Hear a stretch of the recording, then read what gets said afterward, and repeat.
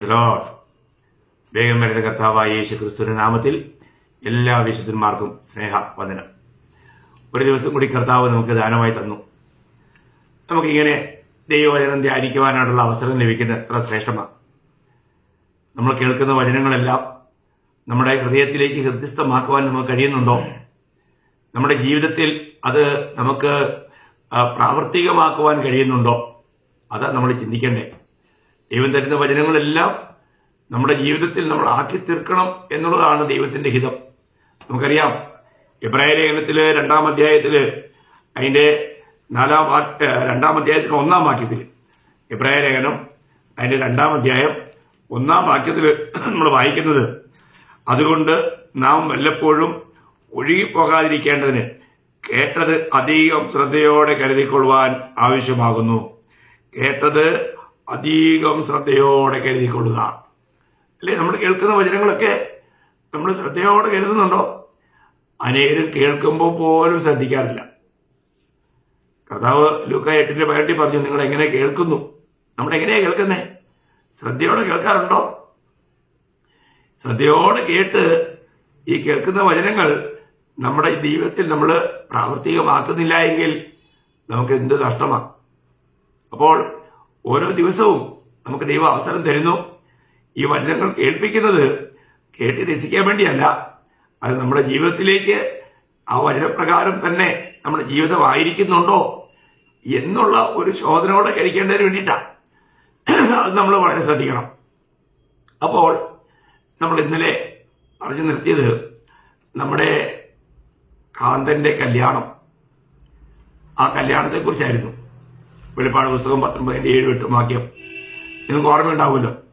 അപ്പോൾ തന്റെ കാന്ത തന്നെത്താൻ ഒരുക്കിയിരിക്കുന്നു എന്നാണ്. അവൾക്ക് വിശേഷമായ വസ്ത്രം ലഭിച്ചു. അത് നീതിമാന്മാരുടെ നീതി പ്രവൃത്തികളാണെന്ന് നമ്മൾ കണ്ടത്. അപ്പോൾ ഈ ലോക ജീവിതത്തിൽ മാത്രമേ നമുക്കത് നേടിയെടുക്കാൻ കഴിയൂ. ഒരു വിധത്തിൽ നമ്മൾ പ്രവൃത്തികളെല്ലാം ഒരു നെയ്ത്തുശാലയിൽ നമുക്ക് വേണ്ടി തന്നെ അത് ഒരുക്കിക്കൊണ്ടിരിക്കുന്ന ഒരു അനുഭവമാണ്. എത്ര പേർക്ക് ഈ കാഴ്ച ലഭിച്ചിട്ടുണ്ടെന്ന് അറിഞ്ഞുകൂടാ. എന്നാൽ നമുക്ക് ലഭിക്കാൻ പോകുന്ന ആ വസ്ത്രം അത് നമ്മൾ തന്നെ നെയ്തെടുക്കണം. നമ്മൾ തന്നെ നെയ്തെടുക്കുമെന്ന് പറയുമ്പോൾ പോലും അതിനകത്ത് ചില ആത്മീയ ആഴമുണ്ട് എന്ന് ഞാൻ ഇന്നലെ പറഞ്ഞല്ലോ. നമ്മൾ തന്നെ നെയ്തെടുക്കുമ്പോൾ നമ്മളിലൂടെ കർത്താവിന് പ്രവർത്തിക്കുവാൻ കഴിഞ്ഞ ആ കാര്യങ്ങളെ അടിസ്ഥാനപ്പെട്ടാണെന്നുള്ള കാര്യം മറക്കരുത്. നമ്മൾ സ്വയത്തിൽ ചെയ്തതുമല്ല, പരിശുദ്ധാത്മാവിൽ തന്നെ നമ്മൾ ചെയ്തെടുത്ത കാര്യങ്ങളാണ്. അത് നമ്മൾ ശരിക്കും മനസ്സിലാക്കണം. അതത്ര സൂക്ഷ്മമായി മനസ്സിലാക്കണം. എങ്കിൽ മാത്രമേ നമുക്ക് അന്ന് സന്തോഷിപ്പാൻ വകയുള്ളൂ. അപ്പം ഞാനത് ഒന്നുകൂടെ ലഘൂകരിക്കാമെന്ന് ഇന്നലെ പറഞ്ഞല്ലോ. ഞാൻ ലഘൂകരിക്കട്ടെ. അതിന് നമ്മൾ ഇന്ന് വായിക്കുന്നത് ഗലാത്യർ 6:8 വാക്യമാണ്. ജഡത്തിൽ വിതയ്ക്കുന്നവൻ ജഡത്തിൽ നിന്നും നാശം കൊയ്യും, ആത്മാവിൽ വിതയ്ക്കുന്നവൻ ആത്മാവിൽ നിന്നും നിത്യജീവനെ കൊയ്യും. നമ്മുടെ ഈ ജീവിതകാലം മുഴുവനും ഒരു വിതയിലാണ്. അതിന്റെ കൊയ്ത്താണ് നമുക്ക് ആ ന്യായാസനത്തിൽ ലഭിക്കാൻ പോകുന്നത്, അതിന്റെ പ്രതിഫലങ്ങൾ. അപ്പോൾ ഇത് നമ്മൾ എങ്ങനെയാണ് വിതയ്ക്കുന്നത് എന്നുള്ളതാണ്. നമ്മൾ ജഡത്തിലാണോ വിതയ്ക്കുന്നത് അതോ ആത്മാവിലാണോ? അപ്പോൾ ജഡത്തിലുള്ളത് എല്ലാം നശിക്കാനുള്ളതാണ് പ്രിയമുള്ളവരെ. ഞാൻ കഴിഞ്ഞ ദിവസം നമ്മൾ ഓർപ്പിച്ചല്ലോ, നമ്മുടെ പണി 6 നിലയിലുള്ള പണിയാണെന്ന് നമ്മൾ കണ്ടില്ലേ. 1 കൊരിന്ത്യർ 3:12 മുതൽ 15 വരെയുള്ള വാക്യം. പൊന്ന് വെള്ളി വിലയേറിയ കല്ല്, മരം പുല്ല് വൈക്കോൽ. അപ്പോൾ ഈ ആദ്യം പറഞ്ഞ പൊന്നും വെള്ളിയും വിലയേറിയ കല്ലും അത് നമ്മുടെ രഹസ്യമായി ഗുപ്തമായി ആത്മാവിന്റെ പ്രേരണയാൽ ദൈവമഹത്വത്തിന് വേണ്ടി ചെയ്ത കാര്യങ്ങളാണ്. അത് യഥാർത്ഥത്തിൽ ദൈവം തന്നെ നമ്മളിൽ ചെയ്ത കാര്യമാണ്. അതെല്ലാം അന്ന് ന്യായാസനത്തിന് മുമ്പിൽ നമ്മുടെ നന്മയ്ക്ക് വേണ്ടി അത് പുറത്തു വരും. അതിനെല്ലാം അത് വലിയ പ്രതിഫലമായി തേജസ്സുള്ളതായി, അല്പം കൂടി അല്ല വളരെ തേജസ്സുള്ളതായി നമുക്ക് തന്നെ ലഭിക്കുകയാണ്. എന്നാൽ മരവും പുല്ലും വൈക്കോലും തീയിലൂടെ കടന്നു പോകുമ്പോൾ നമ്മൾ കണ്ടു, അതെല്ലാം തീർന്നു പോകും, ഇല്ലാതാവും, ഒരുപിടി ചാരമായി മാറുകയാണ്. അപ്പോൾ നമ്മൾ ഒരു കാര്യം മനസ്സിലാക്കേണ്ടത്, നമ്മൾ ജഡത്തിലാണ് ചെയ്തതെങ്കിൽ എല്ലാം പോയി. നമുക്കറിയാം, അതേ ഗലാത്യർ 5:24 നമ്മൾ വായിക്കുന്നത്, ക്രിസ്തുയേശുവിനുള്ളവർ ജഡത്തെ അതിന്റെ രാഗമോഹങ്ങളോടുകൂടെ ക്രൂശിച്ചിരിക്കുന്നു, അല്ലേ? അങ്ങനെ ഒരു അനുഭവമായിരിക്കണം. നമ്മുടെ ജഡത്തിന് ഒരിക്കലും നമ്മുടെ ആത്മീയ ജീവിതത്തിന്റെ മധ്യത്തിൽ വരുവാനായിട്ട് നമ്മൾ ഇടയാക്കാതെ സൂക്ഷിക്കണം. ജഡത്തോടുള്ള ബന്ധത്തിൽ വളരെ നമ്മളറിയാം, നമ്മൾ അറിഞ്ഞോ അറിയാതെയോ നമ്മൾ രക്ഷിക്കപ്പെട്ടാലും, ഞാൻ നേരത്തെ പല പ്രാവശ്യം ഓർപ്പിച്ചല്ലോ, രക്ഷിക്കപ്പെട്ടെന്ന് പറഞ്ഞാലും നമ്മൾ ഇപ്പോൾ പാർക്കുന്നത് നമ്മുടെ പഴയ ജഡത്തിൽ തന്നെയാണ്. അതുകൊണ്ട് തന്നെയാണ് റോമാലേഖനത്തിൽ അതിന്റെ 8-ാം അധ്യായം 5 മുതൽ 8 വരെയുള്ള വാക്യം, ജഡസ്വഭാവമുള്ളവർ ജഡത്തിനുള്ളതും ആത്മസ്വഭാവമുള്ളവർ ആത്മാവിനുള്ളതും ചിന്തിക്കുന്നു. അപ്പം നമ്മുടെ ചിന്തകൾക്ക് പോലും ന്യായവിധിയുണ്ട്. നമ്മുടെ ചിന്തകൾക്ക് പോലും ന്യായവിധിയുണ്ട്.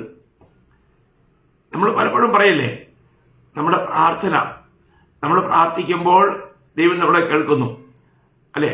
അതുപോലെ തന്നെ നമ്മൾ മറ്റുള്ളവരോട് അസഭ്യം പറയുകയോ അല്ലെങ്കിൽ അരുതാത്തത് പറയുകയോ ചെയ്യുമ്പോൾ, ദൂഷണം പറയുമ്പോൾ അതും ദൈവം കേൾക്കുന്നില്ലേ? നമ്മുടെ പ്രാർത്ഥന ദൈവം കേൾക്കുന്നു, നമ്മൾ പറയുന്ന ദൈവം കേൾക്കുന്നെങ്കിൽ നമ്മൾ പറയുന്ന ഈ കാര്യങ്ങളെല്ലാം കേൾക്കുന്നുണ്ട്, കാണുന്നുണ്ട്. ചിന്തകൾ പോലും കാണുന്നു. നമ്മുടെ ചിന്തകളെ ന്യായം വിധിക്കും.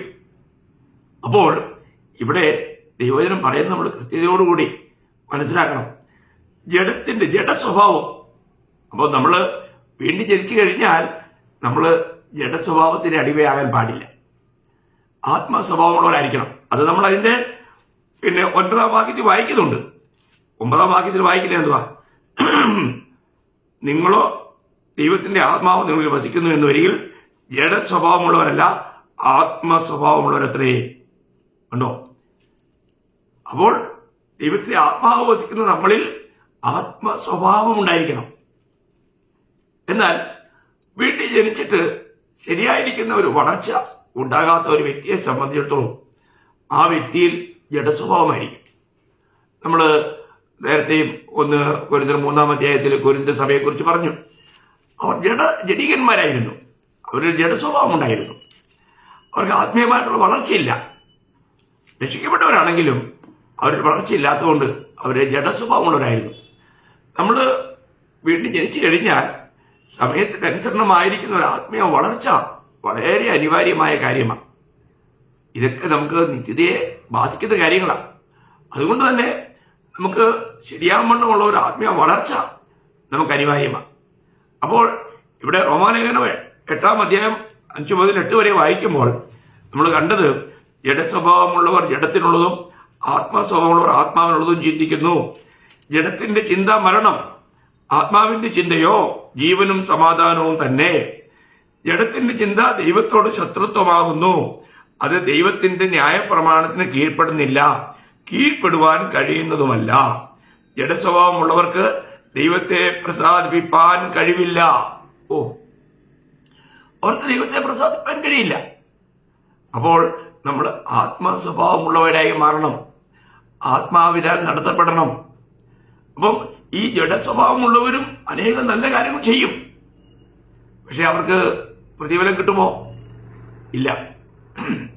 ജഡത്തിൽ നിന്ന് ചെയ്തത്. അതുകൊണ്ടാണ് അതിന്റെ 13-ാം വാക്യത്തിൽ 8-ന്റെ തന്നെ, റോമർ 8:13 നമ്മൾ വായിക്കുന്നത് എന്താണ്? നിങ്ങൾ ജഡത്തെ അനുസരിച്ച് ജീവിക്കുന്നുവെങ്കിൽ മരിക്കും നിശ്ചയം.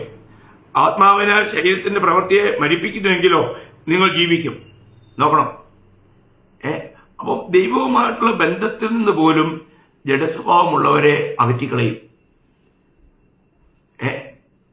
കർത്താവിന് നമ്മളെ ഉപയോഗിക്കാൻ പറ്റാത്തൊരു കാര്യം ഉണ്ടാവും. അപ്പോൾ ആത്മാവിനാൽ ജഡത്തിന്റെ പ്രവൃത്തികളെ നമ്മൾ എന്ത് ചെയ്യണം? ജയിക്കണം. ഓരോ ദിവസവും നമ്മുടെ അകത്ത മനുഷ്യൻ ബലപ്പെടണം. കർത്താവുമായിട്ടുള്ള കൂട്ടായ്മയിലും ദൈവവചന പഠന ധ്യാനത്തിലൂടെയും ആത്മാവിന് വിധേയപ്പെടുന്ന ഒരു വലിയ ഒരു സ്വഭാവം നമുക്കുണ്ടായിരിക്കണം. ഓരോ ദിവസവും നമ്മളെ തന്നെ അടിമ എന്നവണ്ണം കർത്താവിന് സമർപ്പിക്കുവാനായിട്ട് നമുക്ക് കഴിയണം. ആ സമർപ്പണത്തിലൂടെയാണ് ദൈവത്തിന് നമ്മളെ തന്റെ ഉപയോഗത്തിന് വേണ്ടി ഉപയോഗിക്കാൻ കഴിയുന്നത്. അപ്പോൾ ഇവിടെ നമുക്ക് കാണാൻ കഴിയുന്നത്, ഈ റോമാലേഖനം തന്നെ 7-ാം അധ്യായത്തിന്റെ 18-ാം വാക്യത്തിൽ വായിക്കുമ്പോൾ 18 എന്നിൽ എന്ന് വെച്ചാൽ എന്റെ ജഡത്തിൽ നന്മ വസിക്കുന്നില്ല എന്ന് ഞാൻ അറിയുന്നു. നന്മ ചെയ്യുവാനുള്ള താല്പര്യം എനിക്കുണ്ട്, പ്രവർത്തിക്കുന്നതുമില്ല. അതിന്റെ 20-ാം വാക്യം, ഞാൻ ഇച്ഛിക്കാത്തതിനെ ചെയ്യുന്നു, എങ്കിലോ അതിനെ പ്രവർത്തിക്കുന്നത് ഞാനല്ല, എന്നിൽ വസിക്കുന്ന പാപമത്രേ. അപ്പോൾ നമ്മുടെ ജഡത്തിൽ ആരാ വസിക്കുന്നേ? പാപം. ഒരു വിധത്തിൽ പറഞ്ഞാൽ പിശാച്. ആത്മാവിൽ ആരാ വസിക്കുന്നേ? ദൈവം. അപ്പൊ നമ്മൾ അതിന്റെ മധ്യത്തിൽ നിൽക്കുക എന്ന് പറയാൻ ഏദൻ തോട്ടത്തിലെ അവസ്ഥയാ. ഏദൻ തോട്ടത്തിൽ അവർക്ക് ജീവന്റെയും വൃക്ഷവും നന്മതിന്മകളുടെ അറിവിന്റെ വൃക്ഷം ഉണ്ടായിരുന്നു. അതിന്റെ മധ്യത്തിലായിരുന്നു അവര്. തിരഞ്ഞെടുക്കാമായിരുന്നു. ഇന്നും ഈ തിരഞ്ഞെടുപ്പുണ്ട് പ്രിയമുള്ളവരെ. നമ്മള് ജഡത്തെയാണ്, നമ്മുടെ സ്വയം ജഡത്തെ തിരഞ്ഞെടുത്താൽ നമ്മുടെ ജീവിതം ഒരു ജഡീക ജീവിതമായി മാറും. എന്നാൽ നമ്മൾ ആത്മാവിനെ കേൾക്കുവാനും അനുസരിക്കുവാനും തയ്യാറായാൽ നമ്മുടെ ജീവിതം ഒരു ആത്മീയ ജീവിതമായി മാറും. അപ്പോൾ ഇന്ന് നമ്മൾ ആരെ അനുസരിക്കുന്നു, ആർക്ക് വിധേയപ്പെടുന്നു, നമ്മുടെ മനസ്സ് എവിടെ ഉറപ്പിക്കുന്നു എന്നുള്ള കാര്യം വളരെ ശ്രദ്ധിക്കണം. അപ്പം ഇത് രണ്ടും നമ്മൾ ഇതിന് മധ്യത്തിലാണ് നമ്മുടെ ജീവിതം എന്നുള്ള കാര്യം നമ്മൾ ഒരിക്കലും മറക്കരുത്. നമ്മൾ ഗലാത്യ ലേഖനത്തിലെ 5-ാം അധ്യായം അതിന്റെ 17-ാം വാക്യത്തിൽ വായിക്കുമ്പോൾ ജഡാഭിലാഷം ആത്മാവിനും ആത്മാഭിലാഷം ജഡത്തിനും വിരോധമായിരിക്കുന്നു. നിങ്ങൾ ഇച്ഛിക്കുന്നത് ചെയ്യാതെ വണ്ണം അവ തമ്മിൽ പ്രതികൂലമല്ലോ. ഉണ്ടോ? എത്ര ശക്തമായിട്ടാണ് ദൈവത്തിന്റെ വചനം. അപ്പം ഇന്ന് നമ്മുടെ ജീവിതം എവിടെ നിൽക്കുന്നു എന്ന് നമ്മൾ മനസ്സിലാക്കണം. ഇന്ന് എത്രയോ നല്ല ആത്മീയ ജീവിതം നയിച്ചു വരുന്നവര് എനിക്കറിയാം. പലരും നല്ല ആത്മീയരായിട്ട് കാണപ്പെട്ട പലരും ഇന്ന് അവര് തികച്ചും ജഡീകന്മാരായി മാറിയിരിക്കുന്ന അവസ്ഥ, വളരെ ദുഃഖകരമായ അനുഭവം കണ്ടിട്ടുണ്ട്. ആരുടെയും പേരെടുത്ത് പറയാൻ ഞാൻ ആഗ്രഹിക്കുന്നില്ല. എന്നാൽ അനേകരുടെ ജീവിതം അതല്ലേ നമ്മുടെ ഗലാത്യ ലേഖനത്തിലെ 3:3 ഒരു ദുഃഖത്തോടെ ചോദിക്കുന്ന ഒരു ചോദ്യമുണ്ട്. ആത്മാവ് കൊണ്ട് ആരംഭിച്ചിട്ട് ഇപ്പോൾ ജഡത്തിലോ സമാപിക്കുന്നത്? ഗലാത്യർ 3:3 ആത്മാവ് കൊണ്ട് ആരംഭിച്ചിട്ട് ഇപ്പോൾ ജഡത്തിലോ സമാപിക്കുന്നത്? ഒരു വലിയ ചോദ്യമാണ് പ്രിയമുള്ളവരെ. നമ്മുടെ ഇന്നത്തെ ആത്മീയാവസ്ഥ എവിടെയാണ്? ഒരു ശരിയായ നിലയിലുള്ള ഒരു ആത്മീയനായിട്ട് നമുക്ക് ജീവിക്കാൻ കഴിയുന്നുണ്ടോ? ആത്മാവിനാൽ നടത്തപ്പെടുന്നുണ്ടോ?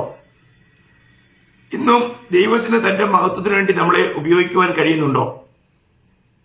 ദൈവഹിതത്തിന് നമ്മുടെ ജീവിതത്തിൽ 1-ാം സ്ഥാനമുണ്ടോ? നമ്മളോട് തന്നെ ചോദിക്കണം. അപ്പോൾ നമ്മുടെ ദൈവത്തെ ഏത് നിലയിൽ നമുക്ക് മഹത്വപ്പെടുത്തുവാൻ കഴിയും എന്നുള്ളതിനെ കുറിച്ച് നമുക്ക് നല്ല ബോധ്യം ഉണ്ടായിരിക്കണം. നമ്മുടെ ഈ ഓട്ടക്കളത്തിൽ നമ്മളെല്ലാവരും ഒരു ഓട്ടക്കളത്തിലാണ്. അപ്പോൾ എങ്ങനെ ഓടണം എന്ന് പലർക്കും ശരിക്കും ഓടാൻ കഴിയുന്നില്ല. നല്ലപോലെ ഓടിയിരുന്ന് പലരും ഓട്ടം നഷ്ടപ്പെടുത്തിയതായിട്ട് നമ്മൾ കഴിഞ്ഞ ദിവസവും ഗലാത്യർ 5:7 വായിക്കുകയുണ്ടായി. നമ്മൾ എങ്ങനെ ഓടണ്ടേ? നമ്മൾ 1 കൊരിന്ത്യർ 9-ാം അധ്യായം 24-ാം വാക്യത്തിൽ വായിക്കുന്നത്, ഓട്ടക്കളത്തിൽ ഓടുന്നവരെല്ലാവരും ഓടുന്നു, എങ്കിലും ഒരുവന് ബിരുദം പ്രാപിക്കുന്നുള്ളൂ എന്ന് അറിയുന്നില്ലയോ? നിങ്ങളും പ്രാപിപ്പാൻ തക്കവണ്ണം ഓടുവിൻ. ബിരുദം പ്രാപിക്കണം, അതുപോലെ നമ്മൾ ഓടണം. അപ്പോൾ ശരിയായ നിലയിൽ ഓടിയില്ലെങ്കിൽ എവിടെ ഓടിയാലും ആ ഓട്ടത്തിലൊക്കെ നമുക്ക് ഒരു കൃത്യമായ നിയമമുണ്ട്. അതിന്റെ 25-ാം വാക്യത്തില്, അംഗം വരുന്നവർ ഒക്കെയും സകലത്തിലും വർജനം ആചരിക്കുന്നു, അതോ അവർ വാടുന്ന കേടവും നാമോ വാടാത്തതും പ്രാപിക്കേണ്ടതിന് തന്നെ. അപ്പോൾ ഈ ഓട്ടക്കളത്തിൽ ഓടി വിജയം വരിച്ച് വാടാത്ത കിരീടം പ്രാപിക്കുവാൻ അന്നൊക്കെ ഉണ്ടായിരുന്നവര് ഓടി വരുമ്പോൾ രാജാവ് ഇരകൊണ്ടുണ്ടാക്കിയ ഒരു കിരീടം അവരുടെ തലയിൽ വയ്ക്കും. അത് അവർക്ക് വലിയ ഒരു ബഹുമാനമായിട്ട് അവരെണ്ണിയിരുന്നേ, പാടിപ്പോകുന്നതായിരുന്നു. പ്രിയമുള്ളവരെ, നമുക്ക് ലഭിക്കാൻ പോകുന്നത് വാടാത്ത കിരീടമാണ്. ഒരിക്കലും വാടാത്ത, നശിക്കാത്ത കിരീടം. ദൈവം നമുക്ക് വേണ്ടി ഒരുക്കിയിരിക്കുന്ന 5 കിരീടങ്ങളെ കുറിച്ചൊക്കെ നമ്മൾ ഇതിനു മുൻപ് ധ്യാനിച്ചിട്ടുള്ളതാണ്. അപ്പോൾ ഒരു കാര്യം മനസ്സിലാക്കുക, നമുക്ക് ഏതൊരു കളിയിലും അവിടെ എന്തുണ്ട്? അവിടെ ഒരു നിയമമുണ്ട്. നമ്മൾ 2 തിമോത്തിയോസ് അതിന്റെ 2-ാം അധ്യായം അതിന്റെ 5-ാം വാക്യം വായിക്കുമ്പോൾ, 2 തിമോത്തിയോസ് 2-ാം അധ്യായം അതിന്റെ 5-ാം വാക്യം, ഒരുത്തൻ മല്ല് കെട്ടിയാലും ചട്ടപ്രകാരം പോരാടുന്നില്ല എങ്കിൽ കിരീടം പ്രാപിക്കുകയില്ല. നോക്കണം, ചട്ടം അല്ലെങ്കിൽ നിയമം. നമ്മളൊരു കാര്യം മനസ്സിലാക്കേണ്ടത്, എല്ലായിടത്തും നിയമമുണ്ട്. ഞാൻ കഴിഞ്ഞ ദിവസമൊക്കെ ഓർപ്പിച്ചല്ലോ ഷൈനിയബ്രാമിന്റെ ഓട്ടത്തിന്റെ കാര്യം. ഓടിയെത്തി ആദ്യം, പക്ഷെ കിട്ടിയില്ല, നിയമം ലംഘിച്ചു. നമ്മൾ എത്രയൊക്കെ നല്ലതായിട്ട് ചെയ്തെന്ന് നമുക്ക് തോന്നിയാലും നിയമാനുസൃതമല്ലെങ്കിൽ നിത്യതയിൽ നമുക്കൊരു പ്രയോജനവും ഇല്ല. ചിന്തിക്കുക, നമ്മൾ കഷ്ടപ്പെട്ട് ഒരുപാട് നല്ല കാര്യങ്ങളൊക്കെ നമ്മൾ 1 കൊരിന്ത്യർ 3:3 വായിക്കുന്നുണ്ട്. നമ്മളുള്ളതെല്ലാം ദരിദ്രർ കൊടുത്താലും നമ്മുടെ ശരീരം ചുടാൻ ഏൽപ്പിച്ചാലും സ്നേഹമില്ല എങ്കിൽ ഒരു പ്രയോജനം ഇല്ലതാ പറഞ്ഞേ. പ്രയോജനം നോക്കണം, നമുക്ക് പ്രയോജനം ഉണ്ടാവുമോ? ഒരു പ്രയോജനവും ഇല്ല, നിഷ്ഫലമാണ്. ഒരു നിയമമുണ്ട്.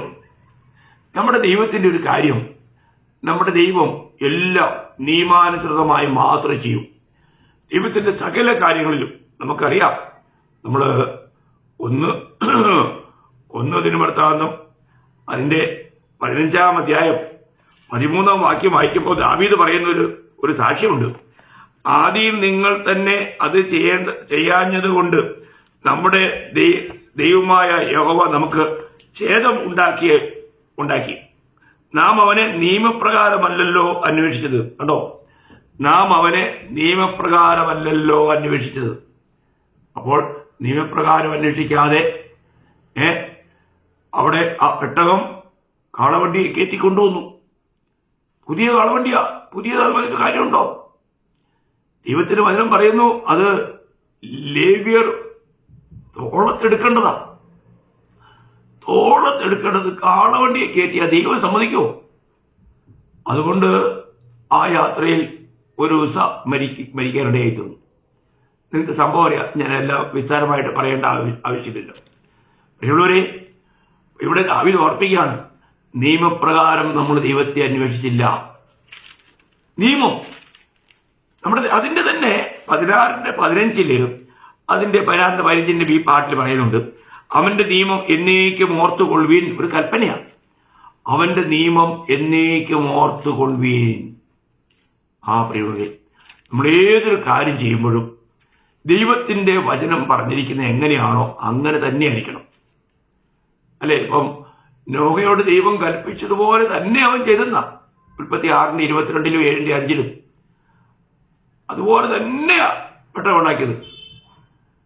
നോഹ സമാനോടാനം പണിയുമ്പോൾ ദൈവം പറഞ്ഞതുപോലെ തന്നെ എന്ന് ആവർത്തിച്ചെടുത്ത് പറയുന്നുണ്ട്. നമ്മൾ മനസ്സിലാക്കണം, ദൈവം പറഞ്ഞതുപോലെ തന്നെ ചെയ്യണം. അവിടെ വീഴ്ച വരുത്താൻ പാടില്ല. അതിനകത്ത് നമ്മുടെ ബുദ്ധിയോ യുക്തിയോ ഒന്നും കൊണ്ടുവരാൻ പാടില്ല. നിയമപ്രകാരം തന്നെയായിരിക്കണം. ഇതിനെക്കുറിച്ച് നമുക്ക് ഒരുപാട് കാര്യങ്ങൾ നമ്മൾ ആവർത്തന പുസ്തകം അതിന്റെ 31-ാം അധ്യായം അതിന്റെ 16-ാം വാക്യം, ആവർത്തനം 31-ന്റെ 16-ാം വാക്യം, അതിന്റെ യഹോവ മോശയോട് അരുളി ചെയ്തത് എന്തെന്നാൽ നിന്റെ പിതാക്കന്മാരെ പോലെ നിദ്ര പ്രാപിക്കും. എന്നാൽ ഈ ജനം പാർപ്പാൻ ചെല്ലുന്ന ദേശത്തിലെ നിവാസികളുടെ അന്യദൈവങ്ങളെ പിൻചെന്ന് പരസംഗം ചെയ്യുകയും എന്നെ ഉപേക്ഷിക്കുകയും ഞാൻ അവരോട് ചെയ്തിട്ടുള്ള എന്റെ നിയമം ലംഘിക്കുകയും ചെയ്യും. എന്റെ നിയമം അവർ ലംഘിക്കും. കർത്താവ് പറയുക, ദൈവത്തിന്റെ നിയമം ലംഘിച്ചാൽ ദൈവം ആരോടെങ്കിലും പക്ഷപാതം ചെയ്യുമോ? അതിന്റെ തന്നെ അധ്യായത്തില് അതിന്റെ 20-ാം വാക്യത്തിന്റെ ബി പാട്ടിലും അവർ തിന്ന് തൃപ്തരായി തടിച്ചിരിക്കുമ്പോൾ അന്യദൈവങ്ങളുടെ അടുക്കലേക്ക് തിരിഞ്ഞ് അവയെ സേവിക്കുകയും എന്റെ നിയമം ലംഘിച്ച് എന്നെ കോപിപ്പിക്കുകയും ചെയ്യും. കണ്ടോ, എന്റെ നിയമം ലംഘിച്ച് എന്നെ കോപിപ്പിക്കുകയും ചെയ്യും. നോക്കണേ പ്രിയമുള്ളവരെ, എത്ര ദുഃഖകരമല്ലേ. നമ്മള് സങ്കീർത്തനത്തില് 44-ന്റെ 17-ാം വാക്യത്തില് അതൊക്കെ എടുത്ത് വായിച്ച് അതിന്റെ 44-ന്റെ 17 ഓക്കെ, നിന്റെ നിയമത്തോട് അവിശ്വസ്തത കാണിച്ചിട്ടില്ല. നല്ല സാക്ഷിയാണ്. നിന്റെ നിയമത്തോട് അവിശ്വസ്തത കാണിച്ചിട്ടുമില്ല. നമ്മൾ ദൈവത്തിന്റെ നിയമം, ദൈവത്തിന്റെ വചനം അതിൽ പറയുന്ന പ്രകാരം തന്നെ പ്രമാണിക്കുവാൻ നമ്മൾ കഴിയുന്നില്ല എങ്കിൽ പ്രിയമുള്ളവരെ, അതിന്റെ വലിയ ഒരു ദുഃഖം നമ്മൾ ന്യായാസനത്തിന് മുമ്പിൽ നിൽക്കുമ്പോഴാണ് ഉണ്ടാകാൻ പോകുന്നത്. അപ്പോൾ നമുക്ക് ഇന്ന് ഓരോ കാര്യങ്ങളിലും ദൈവത്തെ പ്രസാദിപ്പിക്കണം എന്നുള്ളതായിരിക്കണം. അതല്ലേ നമ്മൾ 2 തിമോത്തി 2-ാം അധ്യായം 4-ാം വാക്യത്തിൽ പട ചേർത്തവനെ പ്രസാദിപ്പിക്കേണ്ടതിന് യാതൊരു പടയാളിയും ജീവന കാര്യത്തിൽ ഇടപെടാതിരിക്കുന്നു. പട ചേർത്തവനെ പ്രസാദിപ്പിക്കുക. അപ്പോൾ നമ്മുടെ ക്യാപ്റ്റനെ പ്രസാദിപ്പിക്കുക, നമ്മുടെ കർത്താവിനെ പ്രസാദിപ്പിക്കുക, നമ്മുടേതായ കാര്യങ്ങളിൽ ഇടപെടാതെ കർത്താവ് പറഞ്ഞിരിക്കുന്നത് പോലെ ചെയ്യുവാൻ ഉത്സാഹിക്കുക. അങ്ങനെ നമ്മൾ നിയമപ്രകാരം, അതല്ലേ അവിടെ കാണുന്നത്, നമ്മൾ ആ നിയമപ്രകാരം ചെയ്യണം. അങ്ങനെ അല്ലെങ്കിലോ, ഇല്ലെങ്കിൽ നമുക്ക് നിത്യതയിൽ വലിയ നഷ്ടമുണ്ടാവും. ജീവിതത്തിൽ പ്രയാസങ്ങൾ ഉണ്ടാകുമ്പോഴാണ് നമ്മുടെ വിശ്വാസം, നമ്മൾ എത്രമാത്രം വിശ്വാസത്തിൽ അടിയുറപ്പുള്ളവരാണ്, നമ്മുടെ യഥാർത്ഥ വിശ്വാസമാണോ എന്നുള്ളത് നമ്മൾ അറിയുന്നേ. അപ്പോൾ യാക്കോബ് പറയുന്നത്, യാക്കോബ് 1:12, പരീക്ഷ സഹിക്കുന്ന മനുഷ്യൻ ഭാഗ്യവാൻ, അവൻ കൊള്ളാവുന്നവനായി തെളിഞ്ഞ ശേഷം കർത്താവ് തന്നെ സ്നേഹിക്കുന്നവർക്ക് വാഗ്ദത്തം ചെയ്ത ജീവകിരീടം പ്രാപിക്കും. നമ്മുടെ ജീവിതത്തിൽ അനേക പരീക്ഷകൾ ഉണ്ടാവും അല്ലേ. ഒരിക്കല് ഒരു ധനാട്ടിയായ യജമാനത്തി തന്റെ ഒരു വിശ്വാസിയാണ്, തന്റെ വിശ്വാസിയായ തന്റെ ഒരു ദാസി അവരിങ്ങനെ ഭവനത്തിലിരിക്കുമ്പോൾ തന്റെ അയൽവാസിയായ ഒരു വ്യക്തി വന്ന് ഈ ധനാട്ടിയായ ഈ വിശ്വാസിയെ ഒരുപാട് അസഭ്യങ്ങളൊക്കെ പറഞ്ഞ് നിന്ദിച്ച് പരിഹസിച്ച് എല്ലാം പോയിട്ട് ഈ ധനാട്ടിയായ സ്ത്രീ ഒന്നും മിണ്ടിയില്ല.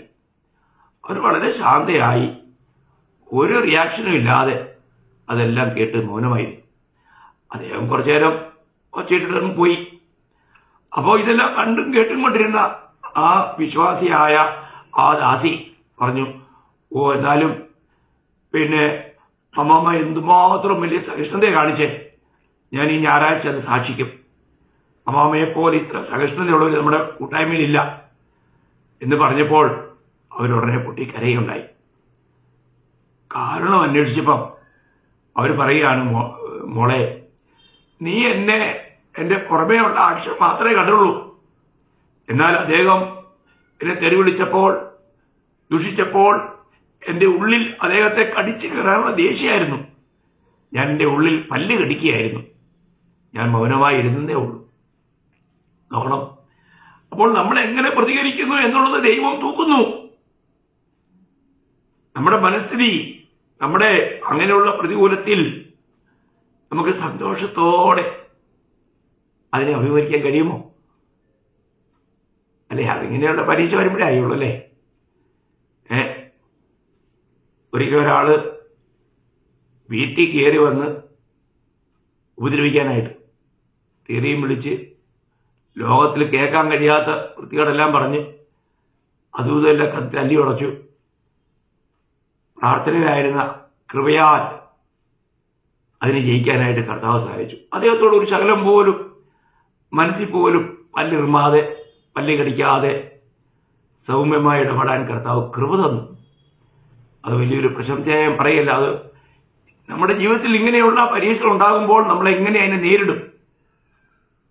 ഇവിടെ ആ ധനട്ടിയായ അവര് ആ കാര്യം പറഞ്ഞ് ആ പ്രതിഫലം നഷ്ടപ്പെടുത്തി.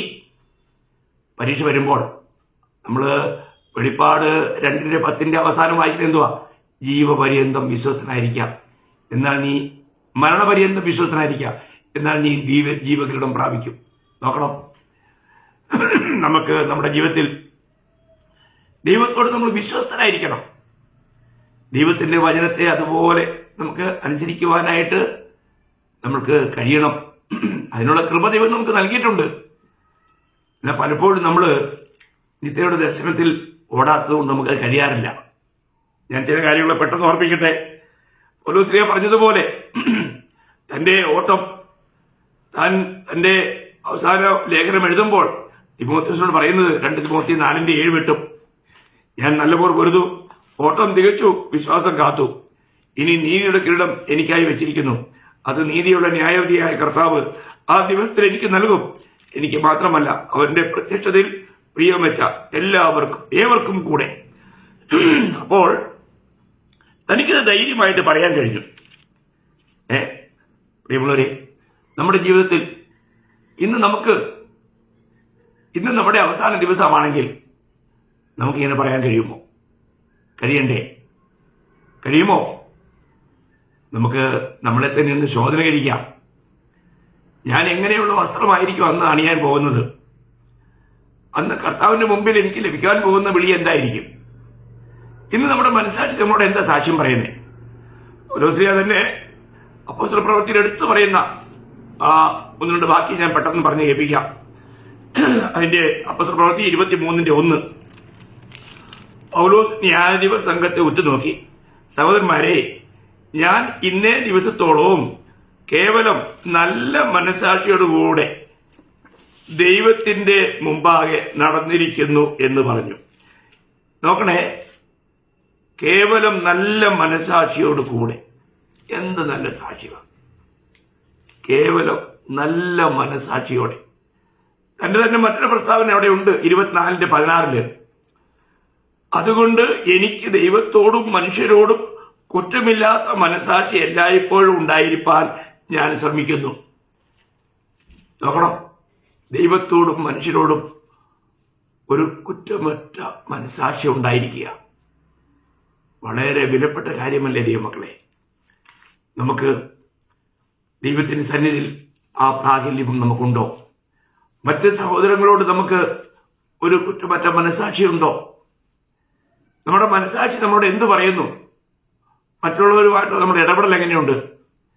ദൈവത്തോടുള്ള നമ്മുടെ ഇടപെടൽ എങ്ങനെയുണ്ട്? നമ്മുടെ മനസ്സ് എന്താണ് സാക്ഷ്യപ്പെടുത്തുന്നത്? നമ്മൾ കേൾക്കണം, നമ്മൾ അതിനെ സൂക്ഷിക്കണം. അപ്പോൾ ഓരോ ദിവസവും നമുക്ക് കർത്താവിന്റെ ഒരു അടിമ എന്ന നിലയിൽ നമ്മളെ തന്നെ സമർപ്പിച്ച് എല്ലാറ്റിലും കർത്താവിനെ മഹത്വപ്പെടുത്താനുള്ള ഒരു സമർപ്പണം നമ്മൾ കഴിഞ്ഞ ദിവസവും വായിച്ചതാണെങ്കിലും അത് വീണ്ടും വീണ്ടും വായിക്കുന്നത് നമ്മുടെ ആത്മീയ ജീവിതത്തിനൊരു പ്രോത്സാഹനമാണെന്നാണ് എനിക്ക് തോന്നുന്നത്. മത്തായിയുടെ സുവിശേഷം 10-ാം അധ്യായം യോഗ്യതയെക്കുറിച്ച് പറയുന്ന കാര്യമാണ്. അതിന്റെ 37 മുതൽ 39 വരെയുള്ള വാക്യമാണ്. എന്നേക്കാൾ അധികം അപ്പനെയോ അമ്മയെയോ പ്രിയപ്പെടുന്നവൻ എനിക്ക് യോഗ്യനല്ല. അത് ചിന്തിക്കണം, എനിക്ക് യോഗ്യനല്ല. എന്നേക്കാൾ അധികം മകനെയോ മകളെയോ പ്രിയപ്പെടുന്നവൻ എനിക്ക് യോഗ്യനല്ല. നോക്കണം, യോഗ്യനല്ല. തന്റെ ക്രൂശെടുത്ത് എന്നെ അനുഗമിക്കാത്തവനും എനിക്ക് യോഗ്യനല്ല. കേട്ടോ, 3 പ്രാവശ്യം എനിക്ക് യോഗ്യനല്ല എന്താ പറയുന്നത്? എന്നിട്ട് അവസാനം പറയാണ്, തന്റെ ജീവനെ കണ്ടെത്തിയവൻ അതിനെ കളയും, എന്റെ നിമിത്തം തന്റെ ജീവനെ കളഞ്ഞവൻ അതിനെ കണ്ടെത്തും. അതാ ആവശ്യം. കർത്താവിന്റെ നാമത്തിന് വേണ്ടി നമ്മളെ തന്നെ നമുക്ക് ചെലവിടുവാൻ കഴിയുന്നെങ്കിൽ മാത്രമേ നിത്യതയ്ക്ക് വേണ്ടി നമ്മുടെ പ്രാണനെ നമുക്ക് നേടാൻ കഴിയൂ. അതേ കാര്യം തന്നെ മർക്കോസിന്റെ സുവിശേഷത്തിൽ പറയുമ്പോൾ, മർക്കോസിന്റെ സുവിശേഷം 8-ാം അധ്യായം അതിന്റെ 34-35 വാക്യം അതോടൊന്ന് വായിച്ചോട്ടെ. മർക്കോസ് 8:34-35.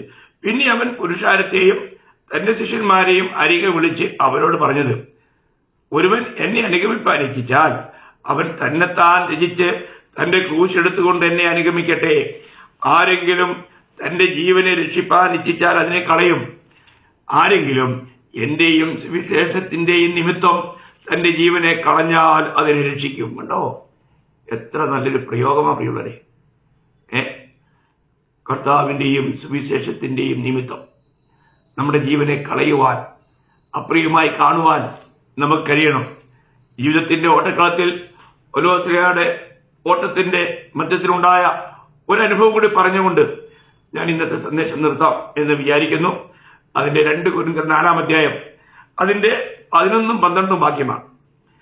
ഞങ്ങളുടെ മർത്ത ശരീരത്തിൽ യേശുവിന്റെ ജീവൻ വെളിപ്പെടേണ്ടതിന് ജീവിച്ചിരിക്കുന്ന ഞങ്ങൾ എല്ലായ്പ്പോഴും യേശു നിമിത്തം മരണത്തിൽ ഏൽപ്പിക്കപ്പെടുന്നു.